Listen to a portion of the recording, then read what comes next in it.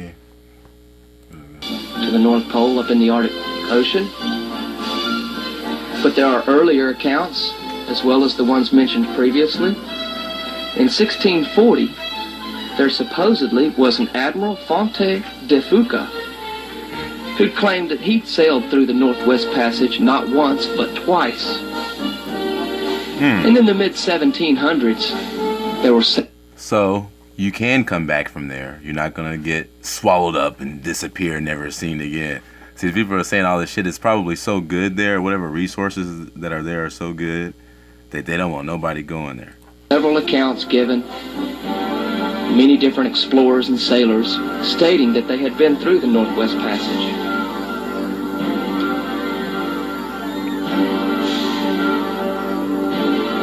Most every one of the early explorers claimed of seeing open polar seas in this area,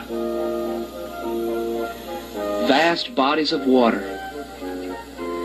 In 1652, a gentleman named Joseph Moxon recorded that he had met up with a Dutch sailor who had just returned from a voyage to the North Pole, stating that the vessel he was on had achieved 2 degrees beyond the North Pole, where they came upon an open sea. The weather had changed quite suddenly, and his quote was, "It was as warm as Amsterdam in the summer." How's that? Told you, motherfuckers. It's hot there. It's hot in the pole. This is from 1873. Woo! By J. David Williams. Got him. Got him. Our next map is of Antarctica. We already know what's This up is a with map that. from is of Antarctica. This is a map from 1906. This actually got pretty good, so I'm gonna start here. A couple of things of interest. There are many explorers out of the Cape Horn, originating, coming all the way around here. South America right here. This is a mindfuck map because... And the distance here is nowhere near as much as it actually ended up being on the modern maps. Exactly. And out of the early explorers to the Antarctic, this particular map shows the travels of Bruce in 1904. This the is travels of Scott. They wanted to hide that dome. His 2 voyages, 1903 and 1902. And as you can see, there were other explorers in here. But for some reason, go ahead and the coastline of Antarctica is very vague. There's actually places where there are 2 or 3 coastlines. Let's assume that it was because of ice flow and drift and glacial activity. Come on, if you've been there, you know exactly where your surroundings are. You got your whole shit mapped off everywhere else except for Antarctica. Perfectly understood, because you don't want to go there. You don't want to go there in the conversation. You don't want to go there in the map. You don't want to show motherfuckers that this shit is not anything like this. And it's on a ball map. So you already know that it's just mindfuckery already. Pretty much. Continue. And we're just going to flip this map over. And look what happens when we flip over this ball map. What happened to Mount Meru? It's gone. And show the Arctic region. Where is it though? And here we can begin to see all of these explorers here.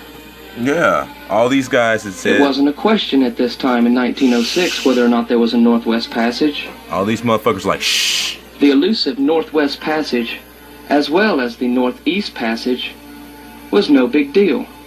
Had several explorers. There were explorers in this entire area many times over.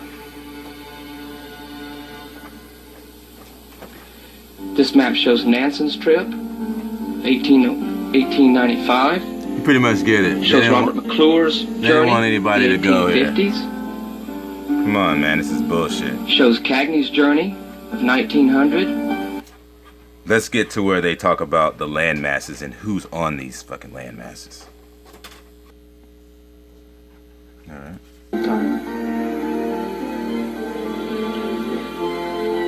Okay, over here, it's a pretty good map of India, and as it goes further down, you can see it lined, which could be part of Burma.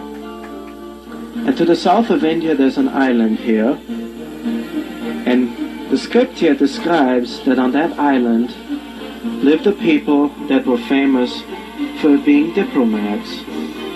They learned many languages, and their people became ambassadors to all the countries where there's maximum and minimum daylight hours and the divisions of day and night. Very accurately mapped details. Okay. And they had a lot of knowledge back then. Right, so they weren't confused now let us look up about this map. North.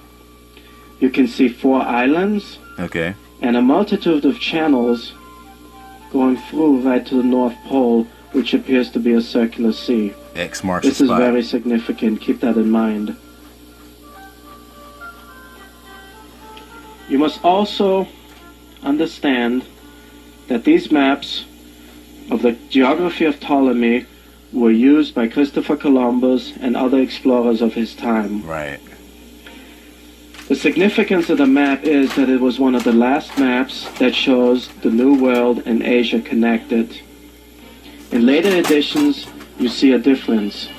You see the New World showing all by itself, and that came about after 1521, after Ferdinand Magellan circumnavigated the globe and proven that the New World was separate from the Asian continent. Let's get to some more meat and potatoes. And it shows 4 islands. 1, 2, 3, 4. 4 islands crisscrossed by rivers. This paragraph here describes that between these 4 islands are 4 rivers that flow in a northward direction and empty into a central sea around the pole, up here. Over here on this island, the description reads that it's the healthiest island in the north. Wow. Now let us go to the healthiest land mass. Of the Eastern Hemisphere. This island is described as having inhabitants that are 4 foot tall, which they call pygmies. Wow. And over on this island, it gives a description of this river here, and it describes that